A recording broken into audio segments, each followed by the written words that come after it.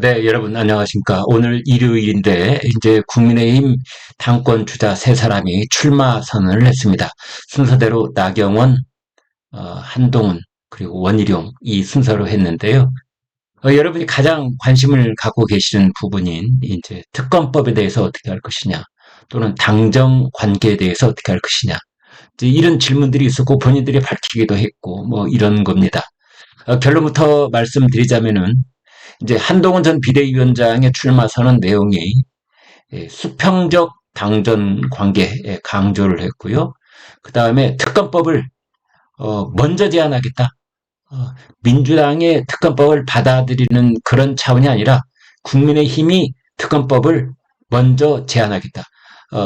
굉장히 전향적인 그런 자세를 취했습니다. 다만 특검을 지명하는 것을 대통령이 아닌 대법원장이 하는 그런 안을 새로 내놨습니다. 여기서 말하는 특검법은 해병대원 특검법을 말하는 거고요. 그다음에 이제 김건희 여사 특검법에 대해서는 한동훈 위원장도 반대하는 입장을 내놓았습니다.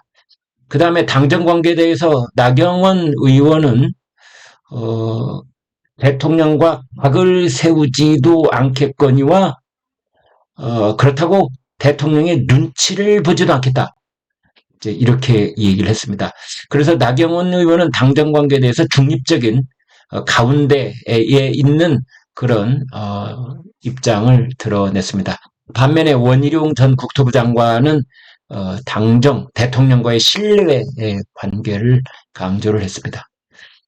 그래서 당정 관계로만 따져 본다면 한동훈 후보가 맨 앞장 설 수 있는 그러니까 수직적 당정 관계를 수평적 당정 관계로 그렇게 하겠다는 대통령과 그 어떤 대등한 입장을 추구하겠다는 그런 입장을 내놓았고요. 그다음에 두 번째로는 나경원 의원이 각도 안 세우고 눈치도 안 보겠다 그랬고 이제 원희룡 후보는 어, 신뢰관계를 강조를 했습니다. 특검법에 대해서는 한동훈 전 위원장이 특검법을 먼저 발의를 하겠다 이렇게 얘기했습니다. 구체적으로 여러분과 새 당권주자 당대표 후보들 오늘 그 출마 선언과 기자회견 내용 중심으로 해서 핵심 요점만 공유하도록 하겠습니다. 나경원 순서대로 오늘 그 기자회견 순서대로 당권 도전 다음 대선에는 출마하지 않겠다. 보수 재집권 해내겠다. 이렇게 말했습니다. 우리 국민의힘을 책임지지 않는 정치, 염치 없는 정치, 미숙한 정치에 맡길 수는 없다. 이렇게 얘기를 했는데요. 이것은 한동훈 후보를 직접 겨냥한 그런 말로 해석해 볼 수 있습니다. 한동훈 후보는 총선을 졌으면서도 또 당대표에 출마하겠다는 것은 책임을 지지 않는 것이고, 염치 없는 것이고, 이제 이렇게 이야기를 할 수 있겠다는 것이고요. 그 다음에, 한동훈 이제 당대표 후보는 그 국회의원 경험이 없기 때문에 미숙한 정치일 수밖에 없는 것 아니냐. 거기는 맡겨서는 안 된다. 이제 그러면서 수도권 생존 5선 정치인의 지혜, 전략, 경험을 오롯이 보수 재집권을 위해 쏟아붓겠다. 이렇게 이야기를 했습니다. 4.10 총선 참패 책임을 지고 비대위원장 사퇴 이후 2달 만에 다시 전당대회에 출마하는 한동훈 전 위원장을 책임지지 않는 정치, 염치 없는 정치, 미숙한 정치를 겨냥하면서 수도권 5선으로서 본 경쟁력을 강조한 것이다. 총선 패배를 자초한 오판을 다시 반복할 수는 없다. 시행착오를 감당할 여유는 이제 없다. 국민의힘은 정말로 이길 수 있는 사람이 필요하다. 승리는 말로 하는 것이 아니라 결과로 입증하는 것이다. 이제 그러면서 역시 총선 패장인 한동훈 후보를 비판하고 있습니다. 이재명 대표, 조국 대표가 동작구에 들이닥쳐 사정없이 저를 공격했지만 나는 통쾌한 압승을 거뒀다. 총선 참패의 쓰나미 속에서도 저는 대한민국 심장부 서울 지역구를 탈환했다. 공정관계에 대해서 이제 이 부분이 상당히 중요하다 이렇게 볼 수가 있겠는데요. 이제 이렇게 말했습니다. 당정관계 설정 문제에 대해서 저는 자유롭습니다. 각 세울 것도 눈치 볼 것도 없다. 그런 제가 진심으로 윤석열 정부를 성공시킬 수 있다. 당정통행 밀어주고 끌어주며 같이 갈 것이다. 당정통행 뭐 이런 말도 했네요. 이 역시 이제 윤 대통령과 갈등을 빚었던 한동훈 후보를 견제한 것 아니냐.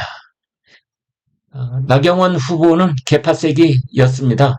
서울법대 82학번, 윤석열 대통령은 서울법대 79학번, 같은 고시원에서 사법시험 준비를 했고 윤 대통령이 나경원 의원을 나여사 이렇게 부른다고 합니다.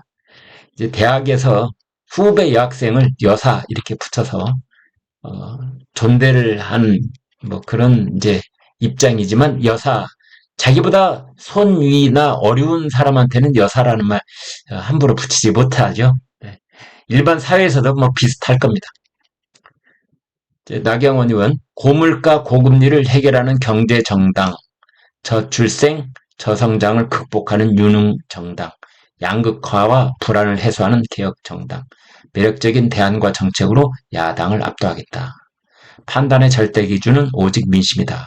국민이 옳다고 하는 대로 함께 가겠다. 당대표는 이제 이 부분 그 다음 중요합니다. 당대표는 묵묵히 대권 주자를 빛나게 해야 된다. 개파 없고 사심 없는 제가 그 적임자다. 이건 본인은 출마하지 않겠다. 이제 이런 겁니다. 대권에는.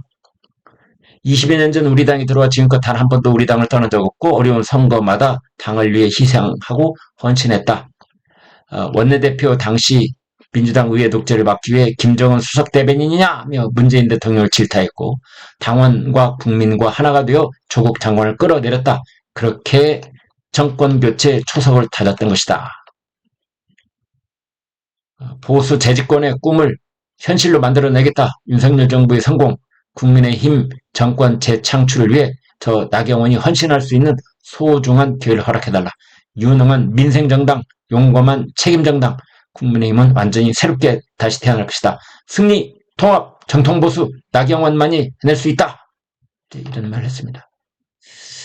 이제 그 다음 이제 이 부분이 사실은 중요하다고 볼 수가 있는데요.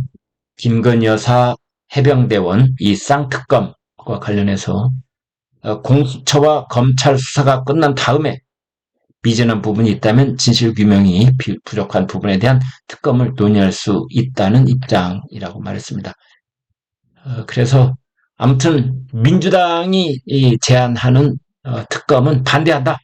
일단 공수처 그리고 검찰 수사를 보자. 이제 이런 입장입니다. 그 다음에 2027년 대선에 출마하지 않는다. 이런 입장을 또 내놓습니다. 당대표를 맡아 우리 정당을 제대로 바꾸고 2027년 대선에서 반드시 이길 수 있는 정당의 기초를 만들겠다. 실질적으로 대선 주자가 당대표를 맡을 경우 사심이 공심보다 앞설 수 있다. 당 운영 부분에 우려가 많다. 이런 말을 했습니다. 전당대회 윤심 논란에 대해서 당대표 선거에 자꾸 대통령을 끌어들이는 미숙한 정치는 없어져야 한다. 대통령과 통화를 했다느니 뭐 이렇게 시작해서 대통령을 끌어들이는 건 한마디로 지나친 당정 갈등을 완화시키기 위한 수단으로 쓰는 미숙한 정치다. 이런 말도 했는데 이제 그 한동훈 후보가 출마를 최종적으로 이제 공개하기 전에 그 윤 대통령과 통화를 했다. 뭐 격려를 받았다. 이제 이러한 내용까지도 비판을 한 것으로 보입니다. 또 한동훈 위원장이 러닝메이트 진종우 전 사격선수 진종우 의원하고 이제 러닝메이트다 이렇게 전당대회에 출마하는 것을 두고도 러닝메이트 정치 자꾸 얘기하는데 여의도 사투리 같은 정치 같다. 이재명 대표의 러닝메이트로 추미애, 정청래 등이 나오는 것도 봤을 텐데 러닝메이트 정치 자체가 너무 구시대적인 여의도 정치다. 이런 말도 했습니다. 자, 이번에는 이제 한동훈 당대표 출마 선언 보겠습니다. 역시 현재로서는 말이죠. 앞으로 뭐 한 달이라는 시간이 남아 있습니다만 아무튼 현재로서는 당대표 가장 유력한 후보다. 이렇게 말하지 않을 수가 없죠. 네. 죽기 좋은 자리지만 헌신하기로 결심했다. 그리고 당정 수평 관계로 쇄신하겠다. 보수 정치 재건하겠다. 이런 말을 했습니다. 당 대표가 되면 해병대원 특검법 발의하겠다. 그 다음에 특검은 제3자가 추천하게 하겠다. 그러니까 제3자라고 하는 것은 이제 민주당이나 뭐 조국혁신당 혹은 뭐 국민의힘도 포함해서 이 국회에서 추천하는 것이 아니라 제3자가 추천하게 하고 그 다음에 지명을 대법원장이 지금은 현재는 대통령이 하도록 되어 있는데 대법원장이 지명하는 안을 제시를 했습니다. 김건희 여사 특검법에 대해서는 반대. 우선 검사 수사를 지켜봐야 한다. 대신에 특별감찰관 제2부속실 필요하다라는 것을 다시 한번 강조를 했습니다. 최상병 특검법과 관련해서 국민의힘이 특검을 반대할 수는 없다. 이런 말까지 했습니다. 굉장히 강하게 이야기를 한 셈입니다. 진실 규명을 위한 특검을 우리 국민의힘이 나서서 추진해야 한다는 것이 제 생각이다. 이렇게 얘기를 했는데요. 여기에 대해서는 아마 더불어민주당이 곧바로 반응을 보일 것으로 보입니다. 한동훈 위원장은 아무튼 최상병 특검법 받아들이겠다를 넘어서서 국민의힘이 먼저 내놓겠다. 반대할 수 없다. 진실 규명을 해야 한다. 이제 이런 겁니다. 이런 설명도 했습니다. 해병대 특검법에 대해서 특검을 반대하는 논리는 법리적으로나 정무적으로는 논리적이다. 그러나 국민들의 의구심을 풀어드릴 만한 여러 번의 기회를 놓쳐 실패했다. 그러니까 국민의힘의 특검법 대처, 용산 대통령실의 특검법 대처는 실패했다라는 뜻으로도 보입니다. 그래서 이제 당대표가 되면은 자기가 특검법을 전향적으로, 선제적으로 그렇게 제안하고 돌파해 나가겠다. 정면 돌파 이런 얘기를 했습니다. 그런데 이제 특검법은 민주당이 선수가 심판을 고르는 경기, 민주당이 이제 특검 추천하고 조국당이 특검 추천하고 그래서 그 민주당, 조국당 두 당이 추천한 2명 중에 대통령이 1명 고르도록 하는 이제 그런 특검으로는 진실규명이 안 됐다. 민주당도 국민의힘도 대통령도 아닌 공정한 결정을 담보할 제3자가 특검을 추천해야 한다. 골라야 한다. 대법원장이 특검을 지명하는 안 등을 대안으로 제시를 했습니다. 여러분 이 부분 이제 새로운 그런 아이디어고 제안인데요. 여러분 어떻게 보시는지요? 공수처 수사 종결 여부를 특검법 발의 여부의 조건으로 달지 않겠다. 근데 이러한 점이 어떻게 보면은 나경원 그리고 원희룡 두 후보와 가장 뚜렷하게 대비가 되는 그런 대목이라고 볼 수가 있겠습니다. 한동훈 후보는 공수처 수사 종결 그것을 전제 조건으로 걸지 않겠다, 달지 않겠다. 그리고 그것과 전혀 무관하게 해병대원 관련 특검법은 국민의힘이 선제적으로 전향적으로 그렇게 자리를 하겠다. 이렇게 말했습니다. 제가 당대표가 되면 국민의힘에서 그렇게 진실 규명을 할 수 있는 특검법을 발의하겠다. 이어서 보겠습니다. 보수는 안보에서 다른 정치 세력에 뒤지면 안 된다.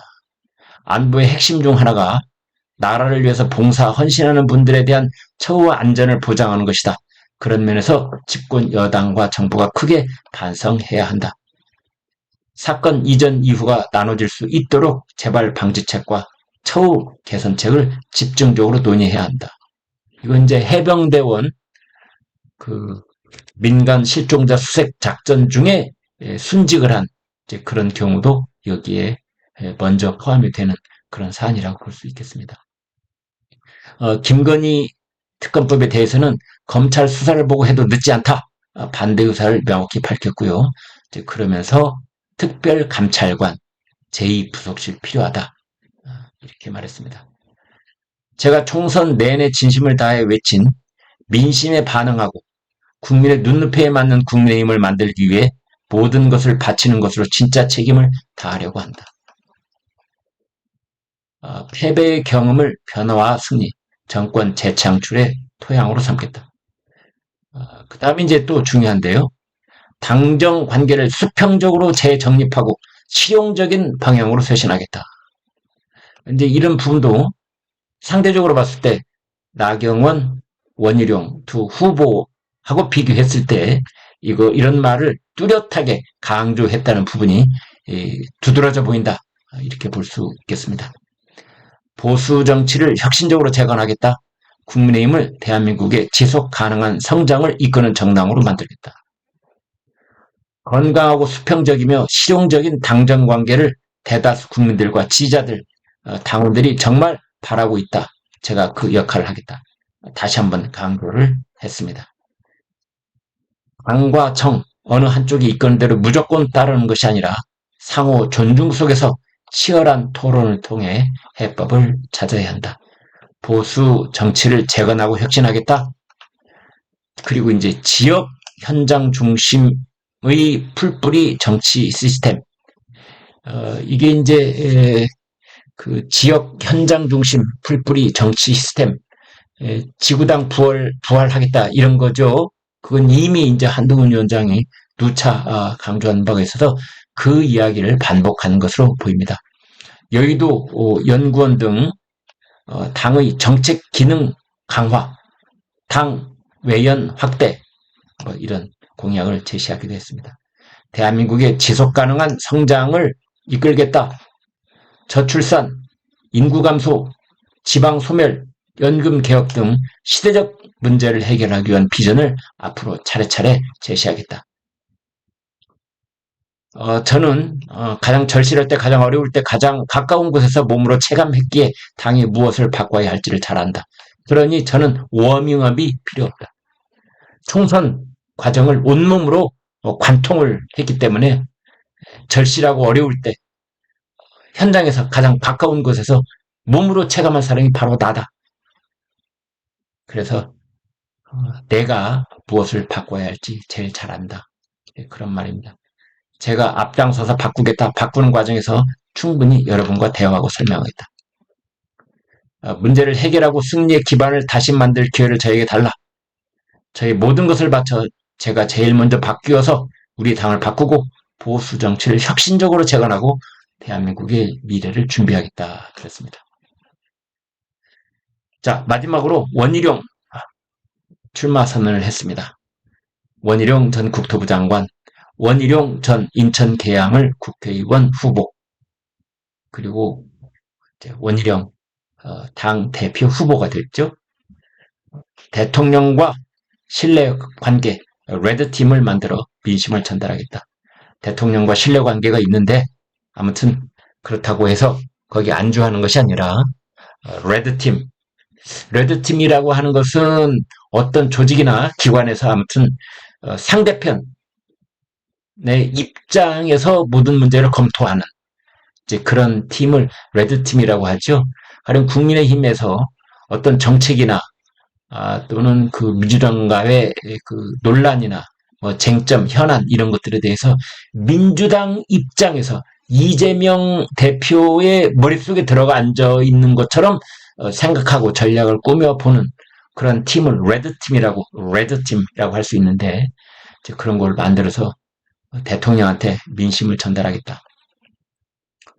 윤석열 정부는 우리가 함께 만든 정부다. 이제 본인이 첫 국토부 장관 부터 아무튼 총선 때까지 두 장관을 했기 때문에 함께 만든 정부다. 저는 윤석열 대통령과 대선 경선의 경쟁자였지만 대선 공약을 책임졌고 경제부처 장관으로 국정에 참여했다. 윤석열 정부가 성공해야 정권을 재창출할 수 있다. 윤석열 정부의 성공을 책임지겠다. 신뢰가 있어야 당정 관계를 바로 세울 수 있다. 저는 대통령과 신뢰가 있다. 국민 여론과 당내 여론을 취합하는 레드팀을 만들어 대통령에게 직접 전달하고 국민에게 보고하겠다. 민주당에 대해서 의석수를 무기로 국회의 오랜 전통과 관행을 짓밟고 있는데 야당의 폭주를 정면 돌파하겠다. 협치는 하지만 무릎 꿇지 않겠다. 이런 말을 했습니다. 그래서 여러분 지금 이제 보시는 것처럼 아무튼 그 3명의 당대표 출마 후보들, 물론 이제 윤상현 후보도 당대표 출마를 선언했기 때문에 이제 4명 4파전이 벌어집니다만 그 중에서 윤석열 대통령 입장에서 봤을 때는 한동훈 전 비대위원장, 한동훈 후보가 가장 강하게 특검법에 대해서도 그렇고 당정 관계에 대해서도 그렇고 역시 그 대통령과 어떤 각을 세우는 또는 대립적 입장을 그걸 마다하지 않고 아무튼 그 국민의 눈높이 또는 민심이 또는 여론이 지금 원하고 있는 바를 그것만 바라보고 아무튼 정면 돌파를 해 나가겠다. 비록 용산과 대통령실 쪽하고 어떤 긴장 관계가 형성되는 한이 있더라도 그걸 마다하지 않겠다. 뭐 이런 의미로 해석될 수 있는 그러한 얘기를 오늘 출마 선언과 기자회견 과정에서 밝혔다. 이렇게 정리를 해볼 수 있겠습니다. 구독, 좋아요 부탁드립니다. 여러분 고맙습니다.